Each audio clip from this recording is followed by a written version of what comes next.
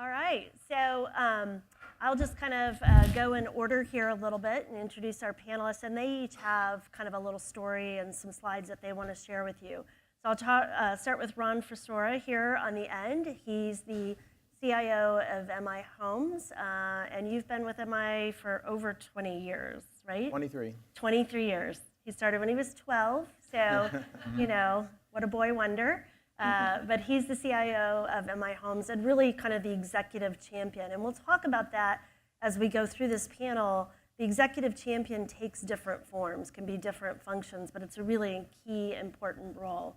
And then next up is Alpina Aurora, and she's been with us for 17 years. She's on the Bdx Team and has worked with many of our builders over the years on their implementation and rollout and helping them get their arms around it. So she's got some good insights from multiple builder perspectives. And of course, we met Daniel earlier this morning, so from LEK. He's our validator of the stats. So he's got some interesting perspectives as he's been looking at Envision. And then obviously, Jeff here from ISI, and you've probably heard us mention ISI throughout the day. Very important partner for us. They work with a lot of our builders, managing their design centers, working with their customers. And ISI has been a real great advocate and really sees the value of Envision, has helped our builders roll it out and implement it. So Jeff is a senior VP at ISI, so he's going to share a perspective also across many builders. So that is our panelists. So they're each going to say a few words in a few minutes, and then we'll open it up from Q&A from there.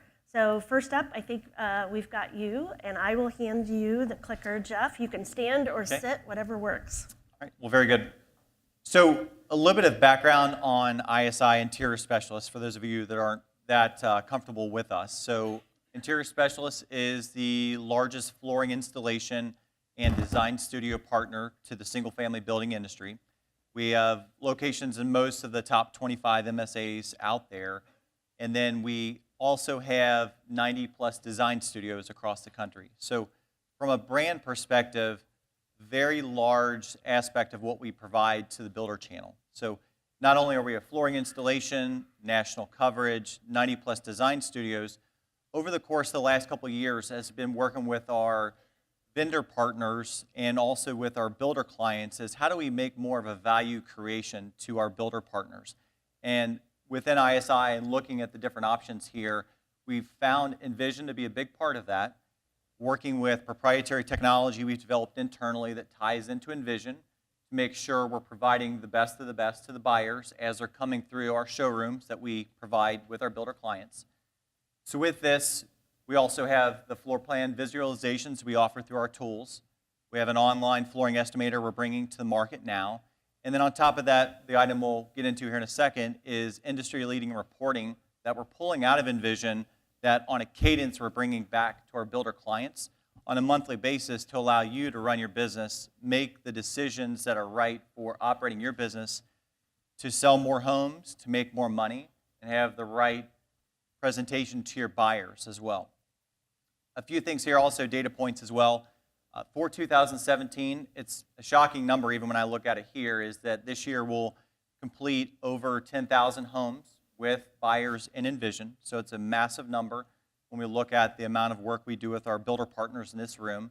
And we've got 30-plus active Envision setups for our clients out there. So a lot of what I'll get into and talk about here and any questions we can help out with is based on experience that the ISI team and all the great people we've got on our side focused here and all the work they've done to get us here. So a big part getting into reporting and best practices here to talk about is we've talked about the buyer experience, we've talked about the technology out there, but how do you get the data out of Envision, out of what's happening with your buyers, what do they want, and then how do you use this data to drive a better buyer experience?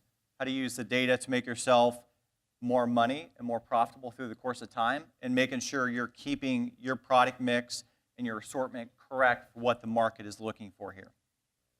Some of the numbers here at the top, numbers we've seen before from LEK's presentation, some of the numbers that we've seen ourselves around a 30% options increase after Envision go live. And then even in our data, we're actually measuring the spend on the buyers that don't use Envision versus the buyers that do use Envision. Fortunately, with the process we put in place with our builders, you're getting about a 90-ish% usage rate, which is tremendous.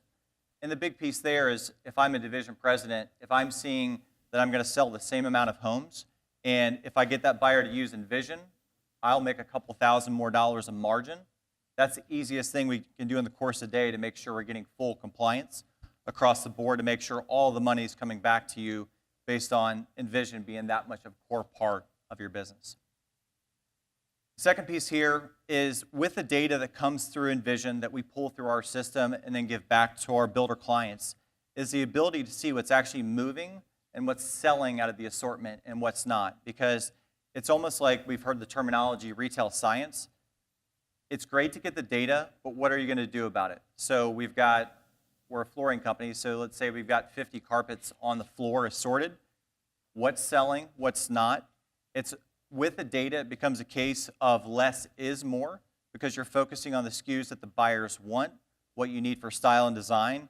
If something's not moving, take it off the floor, and let's look with the builder partner of putting the newest, the greatest, what the buyers are asking for based on the data that's out there.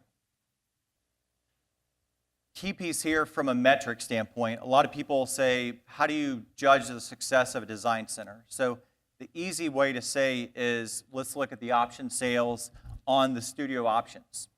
Great metric, a great way to look at it, but we find through all the cases there's regional variations, and you get to find there's noise in the data between one community to the next community.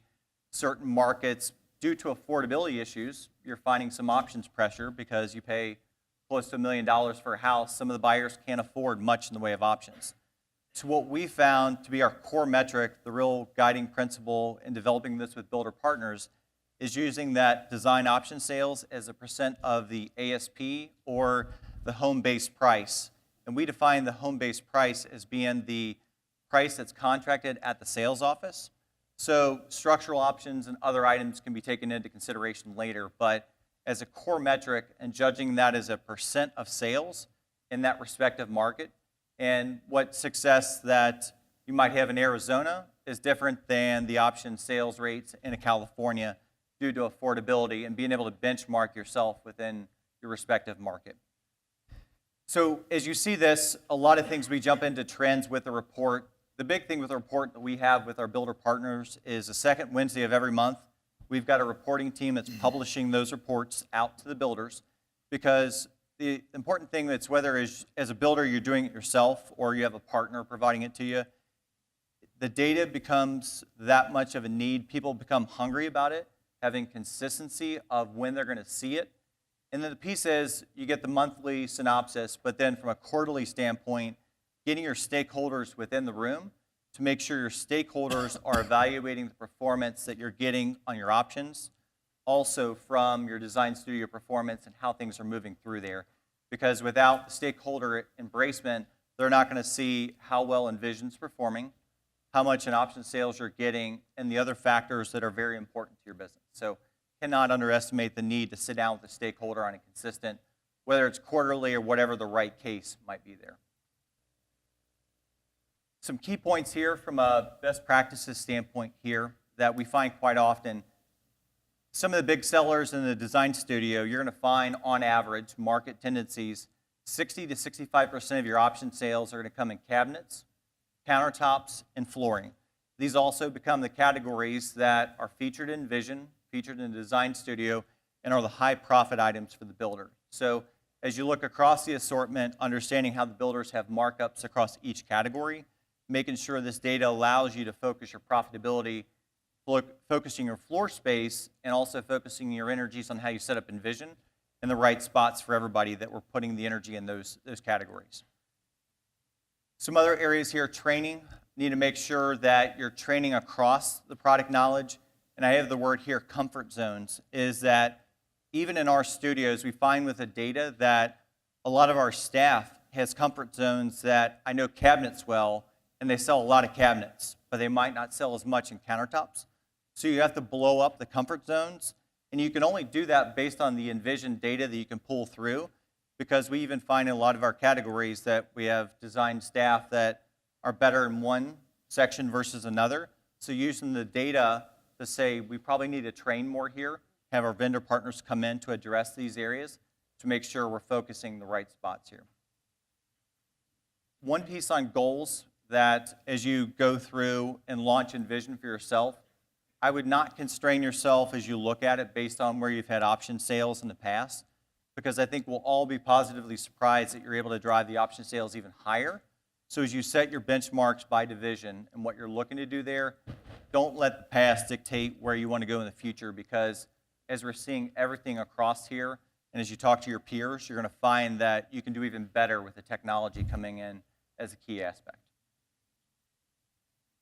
From a margin standpoint, the element there to say is that some builders have a flat margin markup participation based on the market, how you look at it. The important piece there is to use the data to dictate how much money you want to make, whether you have the ability in your system to dictate by a category. As I mentioned, cabinets, flooring, countertops, you can make more money there than possibly some other categories that get heavily shopped in retail. So as you find your sales going in a direction where you're selling a lot, it allows you to make the choice for your business. Do we raise the margins there, still being competitive to the retail environment, but to allow you to increase your profitability for all the hard work you put into studios, Envisions, the options platform, and otherwise. Be open to emerging trends here. The data does not lie, is the point I'll make there. So our preset notions in this industry is, well, this works, and as a flooring company, well, it's beige carpet, more beige carpet. So when you see the data, quartz countertops is taking off. You see the data and you see from Envision usage, we find that, of course, millennial buyers spend a lot of time on the site, but we're finding the active adult buyers spend a lot of times online and on Envision too, which you wouldn't believe that in most cases, but the data tells us exactly what's happening. So it's the millennials and the active adult, the boomers, that are spending a lot of time on Envision. It's more Gen X that's a little bit behind the times from time online from the data we find on our site. So in the last point here to keep moving here is taking that data then to allow you to run your business. So as you're looking for new product selections, as you look at your spec homes and how do we decorate our specs based on a budget from a sales perspective, using the data to dictate what you do there. And then also the point here as well is as you're rolling out new communities, some builders take this data to set their goals for how much in options they plan to sell in these communities based on other communities that are similar in size and scale and what they have there available in the marketplace. So turning the page here, just some relative examples. Thought I'd just, as an idea of the rich data that we can pull through on Envision from a dashboard perspective. And for all of us, for our own respective businesses, you can gear the data to be however you want it to be. This is how we have worked with our clients to have a standard portrayal of the data. Then we have some customized features for some builders that want to see even a little bit more. But the ability to measure how you're doing on a month-to-month basis, how you do on dirt sale versus specs, and of course on the bottom right in this example is all important. How much time are the buyers spending on Envision? What percentage of your buyers are spending time on Envision? And then how much more money per buyer are you driving to make sure you're getting your margin profitability back out of it? And then additionally, another just quick visual here is getting the same level of detail, which through Envision, it comes down at a community basis. So looking at your volume, specs versus dirt sales. And once again, the indicator I told you before, we look hard at, and as an evaluation with our builder clients, is options as a percentage of that home price to make sure each community is different, but using that as your water barrier as you're evaluating your performance community by community. And then your sales team management loves to have that data to make sure you're getting full support on driving the options out there. So we've done 30 plus of the Envision instances now of what we need to do. So we've got a lot of experience about this. So how do you roll out successfully? So through the years, it comes from a lot of great partnership It also comes from some black eyes and some stumbles along the way of what works, what does not work. People, invariably when you're talking about Envision, we want to go Envision, what does it take? How long does it take? So the first thing I typically say is 90 days is a pretty good average from the time that we can get a clean options list. And a lot of times it takes some work together to get the options list to a clean spot. So our team, Raquel Bales and our group that specializes only on Envision, can take this and really drive forward all the pieces that we support the builders with of the steps to get new communities set up, working through the options, making sure everything, images are in Envisions per the manufacturer context and things like that. The other element there also is from a clarity of how to set it up correctly for some of the larger production builders is having one master options list for the entire divisions.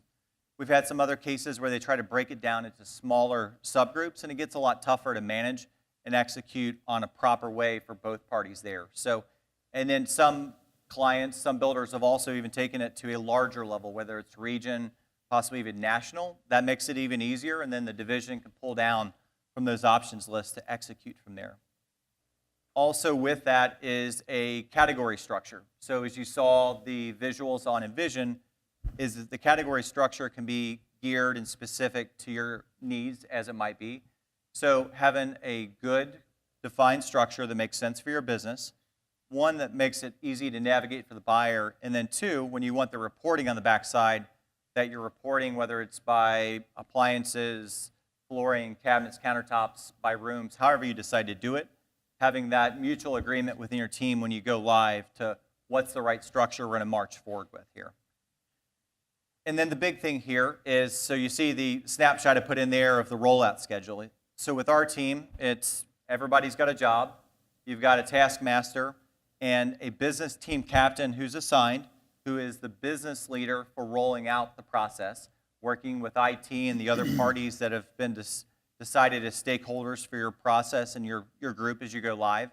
So assigning the business team captain, because we all have day jobs, and with that day job, we need to make sure we got this focused, setting what should be goals that are attainable, putting a project plan together like we do on our side and saying, this is how we're going to march forward.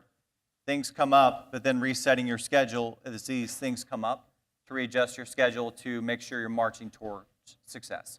Because as we've proved and we've talked about, the financial result is there for you as a builder. It's just a matter of going through the steps to get it there, and then you'll be shocked by how much success you'll have once it goes live. Integration aspect, I'm not the IT guy, and Ron's going to come up soon. I'm not going to steal his thunder, but you must have a good integration opportunity because it takes a lot of work to get it ready. You get it ready day one. If you don't have a process to update your data, whether it's a system integration or a very good business control process to update your data, by day two, your data is not going to be correct, and you'll have examples we saw in the video earlier where the buyers found incorrect data shopping from. So that's a critical part of going forward, whether it's system or whether it's a business process control, that you have that set up and ready to go. And then an audit process is another thing that is incredibly important for everybody. A few last pieces here, and then I'll hand off the mic on my side. Design center ownership of the data entry with the buyer and doing it while the buyer's there in the design appointment, not sometimes technology, things as DocuSign, it's easy to say, we'll send it to you, sign it when you get home. But sometimes that doesn't always work well. Junk email, things fall to the wayside. Have it done, entered, done in front of the buyer. In our studios, in most cases, we have large screen monitors or big screen TVs. So the buyer has a great visual to do the Envision selections with the designer to go through their entire house and selections while they're sitting there. So very important. From a branding standpoint, sales and marketing engagement while you're doing it to make sure you have high gloss, great visuals that tie to your model homes. So as your buyers are on your site, it mirrors what they're seeing in the communities to make sure the two sync together very well. And then also, when it goes live, highly suggest some kind of event with the sales team to make sure the sales team gets excited about it, they embrace it, and you'll find you get tremendous use on the pre-sale link with the sales agents. And the sales agents, almost it'll be the case where they're going to want to get a live login to give the buyer some sample pricing, because they become that invested in it, just like all of us are too. Maintaining a personal touch. So the buyer signs a contract, they get the link emailed to Envision with their password to go on. And technology is great, but every one of us in this room, we all get bombed with emails. So some of it might go to junk email, some of it might just get lost in the shuffle. Part of our process, and I highly encourage anyone to do, is to have the designer, design coordinator, design it admin, a couple days before the appointment, pick up the phone and call the buyer to highly suggest that they go on Envision, walk them through it if they've had any challenges to make sure you have that personal touch. We've seen in our data when you start to have swells, when your usage starts to go down, by going back to the basics of picking up the phone and calling, you'll find your percentage of people that log on to make you more money will go up instantly almost. So I know we hit on the technology, the designer collections visualizer. I'm not going to steal thunder because we already hit that one pretty good, but we've had tremendous success. I know when we get to Q&A or later on, any items we can help out with just as a reference or ways we've learned working with our clients, as if we can be an asset, please let us know. Super. All right, I think Ron is up next, I think. We'll see if I got the slides in the right order here. Yeah. Did I? Yes, I did. Okay, good. Okay. Well, Melissa asked me to talk about implementation, ongoing management, and return on investment, so I'm going to hit those three.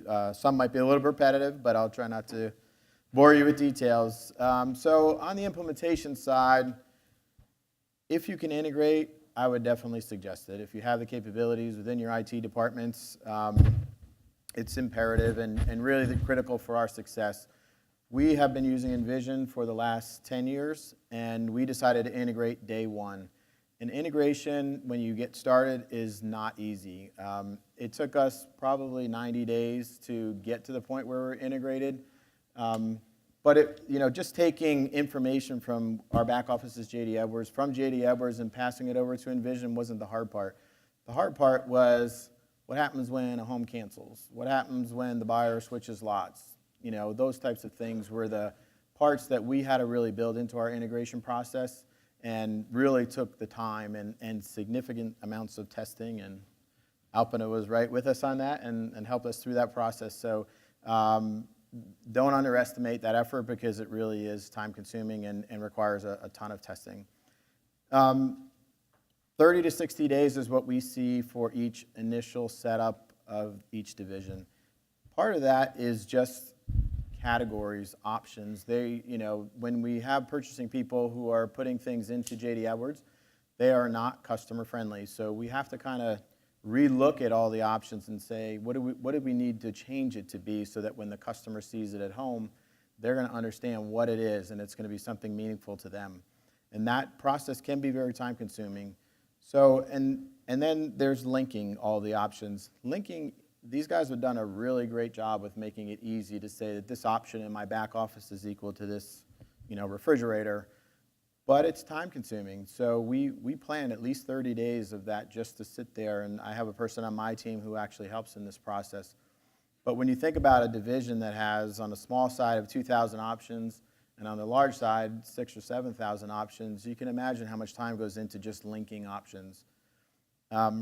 So one of the recommendations that I have is leverage the Bdx team. They do offer support through this process, and my suggestion is to use it. They've helped us probably with every single implementation that we've done, and it helps us to shrink the time down as much as possible. Similarly, we've heard comments about the manufacturers maybe not providing all the content.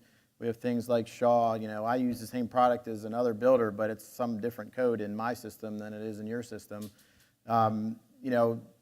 The Bdx does a great job of assisting us in being that liaison with the manufacturers to help us get the right content into our system. So once you have all that and you have all your options in there, you have to consider what we call builder product.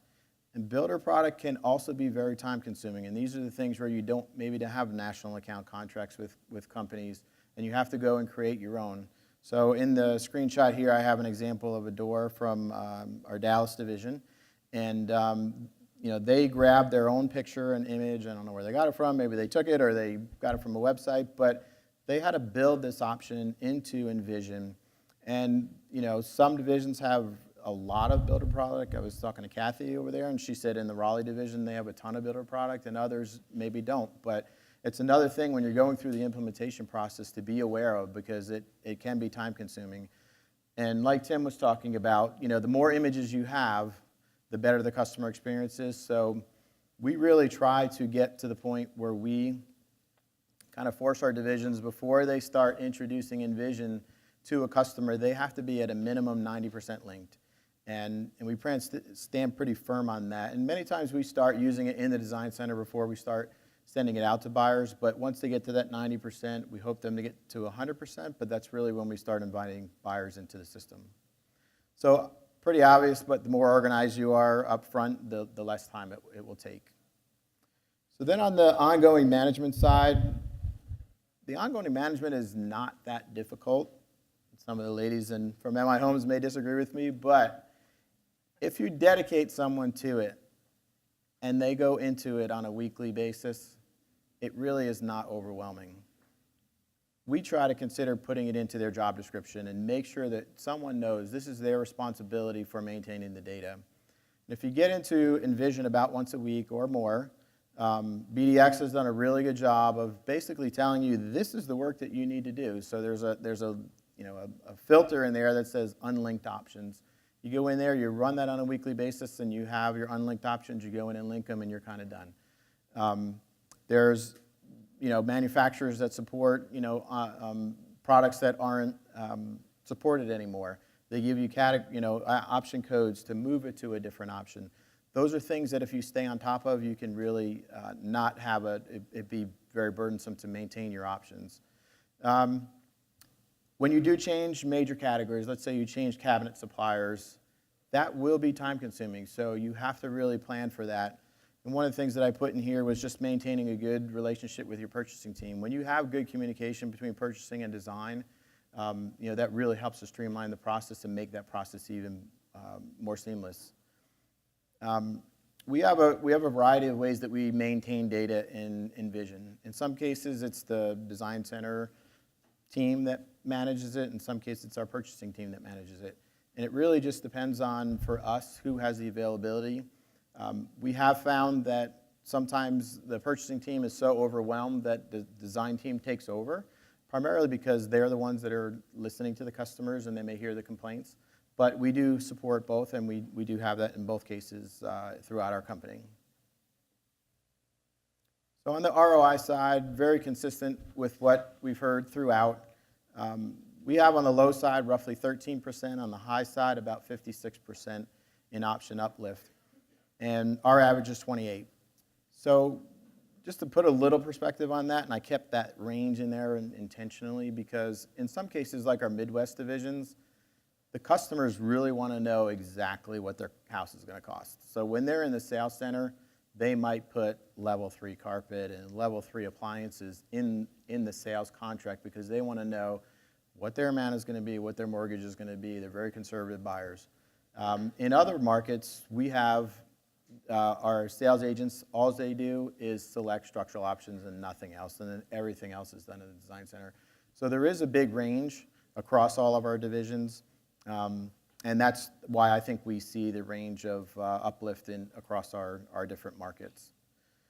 So the one thing that I think is really valuable, and we've gotten tremendous value of this, and I think it's often overlooked, is website leads.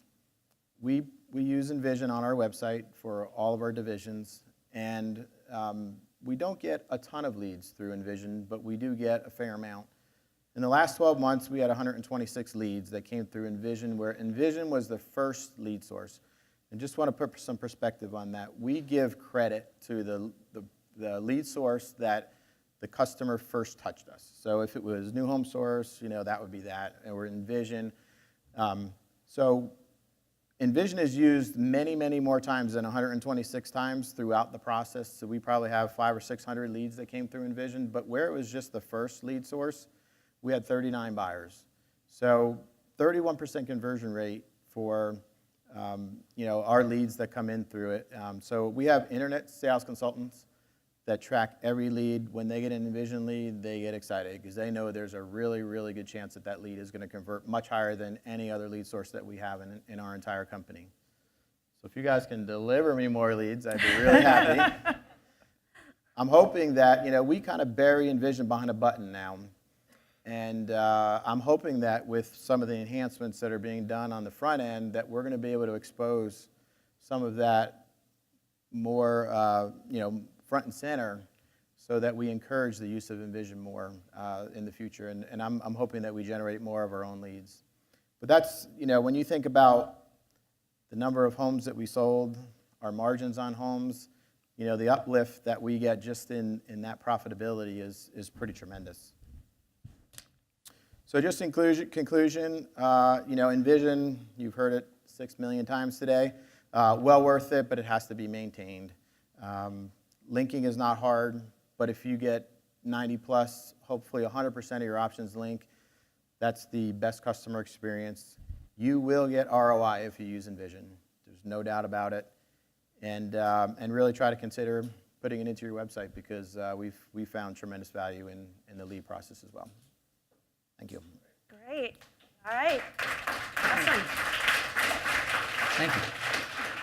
All right. And one comment, I don't know if Peter Brumma is still here, but I think what you'll see on New Home Source is actually a more prominent placement. So if you're using Envision and you're on New Home Source, there'll be a more prominent placement to even generate leads off of New Home Source, not just your website. So I heard you. All right. Done. Gotcha. Yeah, done. I just committed Peter to it. So if he's not here, too bad. All right. So next up, we have you. Hi there. I'm going to cover good news, some bad news, and some good news. Start with the good news. The good news is Envision aids many groups within your organizations. If you think about it, we've heard how it not only helps your sales, but it helps you manage subcontractors and procurement and all these different things throughout all the organization. And that's terrific. Bad news is you're touching multiple touch points throughout all your organization. And that's a pain, and it's hard to deal with. It makes the integration complex and daunting. We've all heard that people have day jobs that have to happen every day, and putting this new thing together is a problem. The good news is that there's a straightforward solution to overcoming these integration issues that many organizations have used, and we do a lot of. It's called a Project Management Office, or PMO. And this is a central organization, can be just a person. We talked about a team captain or what have you. Could be one person with a couple people part-time, or maybe even a bigger group, depending on how big you want to do. But it answers a range of questions. And it's an approach to strategic change that addresses the right questions that surround Envision and rolling it out within your organizations. So how do you ensure all the products are included and the system can adapt to changes, things that we've been talking about? How do we gain buy-in from those pesky autonomous and decentralized divisions who might not have drunk the Kool-Aid just yet? How do you properly train sales staff while maintaining service levels throughout the process? How do you communicate to your boss, to investors? Always want to set expectations correctly for how long is this going to take, when we're going to get that extra option sale. How do you engage those product manufacturers to ensure a comprehensive data feed? They're completely outside of your organization. How can we implement Envision quickly, efficiently, and effectively? How do we roll out Envision across all of our divisions? How do we manage the resources required to implement Envision? What are the appropriate timelines and necessary benchmarks along the way? And how do you engage construction crews and the whole supply chain of procurement to make sure this all happens? Now, just to be clear, these are the issues from the builder's perspective. The manufacturer has a pretty complex thing themselves. They've got marketing assets all over the place that need to be collated, updated, kept fresh, distributed, but they also want to manage their call center volumes of people complaining about stuff. And so, the manuals and all that sort of stuff needs to be coordinated as well. And they have to deal with all these pesky builders who have different views on the way things work as well. So there's a different set here for them. And there's challenges to rolling this out on both sides. And a program management office can drive the implementation process, facilitate change, and insert success. And so I'm going to give you a couple layers, the way to think about it. First is the core. There needs to be a person, a small team, that helps manage the overall things, that has accountability, a team captain, a central nexus that just says, here's the status on a weekly basis that reports. And one of the ways to do this, very simply, is to create a weekly report and not necessarily have 1,000 pages, but here's the key things that have to happen to keep things on track, usually a page that has what we call stoplight charts, green, yellow, red. Green saying everything's on track, yellow, ooh, there's an issue there, but things are going to work out, and red is, there's a real problem. And there needs to be a liaison between them and all the different business unit and department teams, finance, technology, sales and marketing, and just need to have good communication with that weekly report, but just keeping on touch. Hey, you said that you were going to be able to get this stuff uploaded, or this was the date for the training, just keeping lines of communication open with the people who have day jobs. And then, of course, it's nice to have a steering committee who you bring in for a range of reasons, just to keep them advised. But when you run into the usual roadblocks, somebody who can come in from a more senior position to iron things out. And this sort of formal structure actually works pretty well at routinizing the sort of thing that he's already done and is doing, but it's a little bit hard to boot up and get going at the beginning. And then part of the key thing here is to set up a good plan up front, and you establish program management organization and work with BDX to come up with a reasonable time frame. Your time frame is going to differ from this one, so don't necessarily take this as gospel or anything, but have an organized process where deadlines are hit, things move forward, and there's no drop balls. So there's an approach for you. Great. All right. Thank you. So now we get to pummel these guys with questions and do that. So be thinking about your questions. But meanwhile, I think I will put our panelists on the spot a little bit, and I'll start with Alpina just because she's managed through so many builder implementations. And while there's similarities, there are some unique things with each of them.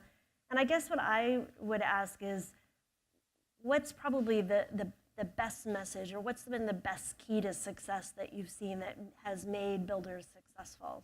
I think we heard that across all three of the panelists here with Jeff, with Dan, and with Ron, is that you want a strong executive sponsor. You want somebody who's very passionate about the program. They really understand the true north, the goals that they want. Can you guys hear me okay? All right. And so you want a strong executive sponsor, right? It could be your VP of Design Studio, like in KB's case. It could be your CIO who has a technology goal behind it. It could be your VP of Purchasing, could be your marketing, could be sales. But whoever that executive sponsor is somebody who has a very deep passion for implementing it and then can help remove any of the obstacles or the change management that your organization will go through. How about you, Jeff? Because you also have worked across so many different builders in your process. I think the thing for us starts with the options list, working with the purchasing team to make sure you have a clean options list, and then going through it with the manufacturer content, and then the builder products that Ron mentioned. You'll have 15 to 20% of SKUs, stair railing, fireplace type items that you'll have to create from scratch. So those items are very important to make sure you don't get caught up along the way, march to completion, and having a really good team buy-in. Weekly meetings is typically the way we do it on our side to make sure everybody's in the huddle at least once a week, and we're getting an update on what's going on, successes, what setbacks do we have, march towards that schedule date we've got with the builder client. Great. Okay. All right. Any questions from our audience? Can't let them off easy. There's one. Question for Ron. So you mentioned you guys are using Envision, giving it to buyers basically through your website to generate leads. Can you talk a little bit more about that? We've had some conversations about not wanting to have pricing out there that can be shot before somebody is committed to buying a home from us. So maybe that thinking is backwards, maybe it's not. I was hoping you could clarify that a little bit. Sure. Actually, we don't put pricing out there. So it's all of our options availability without the pricing. So customers start going in, they start looking at the different products, they start wish listing things, and as soon as they want to save it, they have to give us their email address. So it is without pricing. Once they become a buyer, they get a link to Envision where they can actually go in and see all the pricing. Wait, so once they become a buyer, once they get the email address, or do you control when they can start seeing pricing? We control when they start seeing pricing. So they sign a contract with us. Upon signing a contract, that's when we send the link out to them. And in most of our divisions, we do not send the link out automatically. And primarily, I think I mentioned earlier, we do roughly 50% of spec homes. So on spec homes that are further along in the process, in many cases, we do not send the link out to those buyers, primarily because they may not be able to make any selections at all. But on a to-be-built home, our design center teams manually send the link out. In some cases, they call the customer, they walk them through the Envision process. We have design center open houses where they actually walk the customers through Envision to get them engaged into the application. And one thing just to point out, from an Envision configurability perspective, it's your choice. So you have the option, if you want to turn it on in pre-sales and put the pricing out there, you can, or you can suppress it. So it's really up to you. I don't think we have any builders who put pricing out there in a pre-sales mode, but it's completely up to you. Shoppers would love it. I just think builders are a little squeamy about Your that. competitors would love it. Yes, there's that. Yes? I have a question, Ron, about inventory. So we were thinking that we would just have a buyer that purchased dirt, industry language, right? Go onto Envision versus inventory. So I was concerned about how much choice they would have, right? So how do you control what they see on an inventory? Do they still? Kathy, you want to answer that? Yeah, I do it all the time because in Raleigh Division, we do have inventory homes that are sold, and depending on the stage of construction, they can make changes and choices. So I go in and I close the categories that they can't choose from, and I send a link to everybody that bought an inventory home. So you manually are going in. Absolutely. So I have beat Bdx up a little bit. My hope is that I can pass them my construction stage, and then the categories will turn off automatically. So they promised me that they were going to do that too. So, but we're hoping that we don't have to have our teams like Kathy have to go in there and administer it, so that the categories will just automatically turn off. And just to clarify for those that may not be as familiar with Envision, a category is something that you set up. So it could be appliances and refrigerators. So it's according to your category structure. And I think what we're saying is for an inventory home, the categories or the options that have already passed a certain construction phase, you can turn that category off so the buyer can see what's already been selected. So they don't have to call you and say, now what kind of appliance was that, or what color was the flooring? That's already there for them to log on and get access to. But they still have other options that they can pick. And then you decide as a builder at what point do you want to turn them off. What advice do you all have for us as builders on putting information, product, and pricing into Envision for countertops and flooring? Things that could otherwise become very custom and very complex.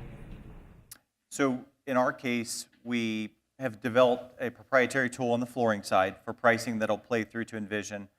On countertops, a category that there's a lot of dollars to be had there, a case where a lot of builders will sell those by levels, and then within the levels have the availability of the products, whether it's quartz, whether it's granite, having images of all of those loaded in there on a plan-by-plan basis based on the level price for that specific plan. So having the countertops in there fully selectable. It's exactly what we do as well. So again, it comes from J.D. Edwards. We manage our option availability and pricing within J.D. Edwards, and then it passes over to Envision. And so when there are price changes and things like that, it starts in Envision. or JD Edwards, passes to Envision. And we also pass this information back to our CRM system. And one of the benefits there is on the warranty side. So, 10 years ago, we would have people call us and say, what color is my paint? I want to go buy it, right? Well, we would have that file in offsite storage somewhere, and we'd have to go retrieve it and give them their paint color. Today, if they call, and it's been within the last 10 years, that information is now in our CRM system and available to our warranty team, where they can just go in and they can just tell them right on the phone, you have green paint, can't you see it? It really does provide a lot of benefits throughout the entire organization. Additionally, we also have built something that we pass to BuildPro, which is our construction scheduling tool. And we pass a link to BuildPro where one of our vendors could go in at any time, click on that link, look at an option category, and they can always see the most current options that have been selected at any one time. So if, for example, they didn't get a change order or they didn't pay attention to the fact that we sent them a change order, they can go in at any time and make sure that they have the most current product available to them at all times.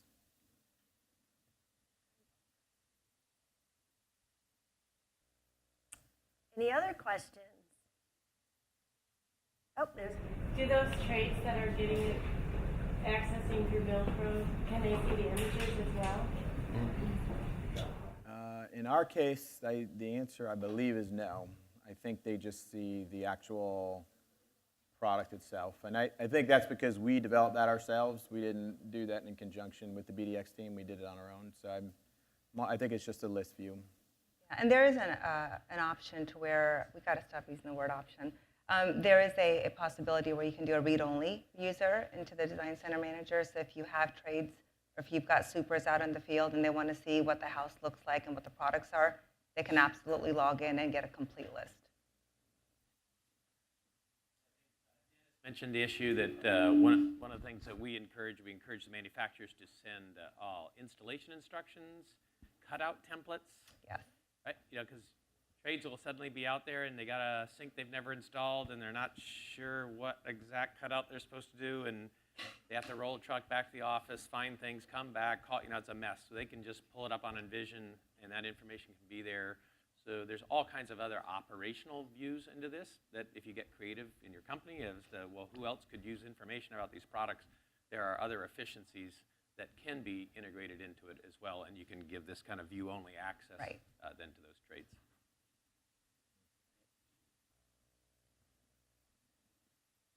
Well, it seems like everybody's just got it all figured out.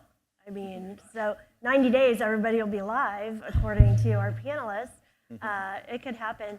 So I think in closing, maybe just, what's your one piece of advice or your one thought that you want to make sure that you punch? And we'll just start down there with Jeff with you and go down the line. I would say my number one point would be to not be afraid. With the right team, the right diligence, and working together collectively, you can get it done, and you will be remarkably surprised by the success you have at the end of the process. I just, a little bit of thinking. You're doing a little bit of your due diligence here today, but lay things out in advance and not only talk to the people who moved before, but we talked about leveraging Bdx as being a great help, setting up a project management team in the various different subtleties to doing that, but just get it planned out in advance, and then things will go a lot better. And this whole tension about day job versus the launch, the day jobs, and who's actually going to maintain it, just being realistic about that throughout the process. I would say don't wait for perfection. Don't wait for that perfect time. As soon as I get CRM done, as soon as I get my ERP system done, it's never going to be the perfect time. The time is now. Your buyers are asking for it, so start. I guess my advice would be put together a great team, and it's, for us, we have 15 divisions, so it's 15 teams, but I think we are the champion of it, so it starts on my team. Probably the smartest thing I ever did was hire a purchasing person from the business. And he knows the business, he understands how options work, he understands how it comes from JD Edwards over to Envision and then to our CRM system. So he has that knowledge that he can talk to anyone and everyone throughout the process, whether it be someone on the design team, someone on the purchasing team, someone on the sales team, and that helps the implementation go much smoother. Great. All right, good. All right. Well, let's give a round of applause for our panelists.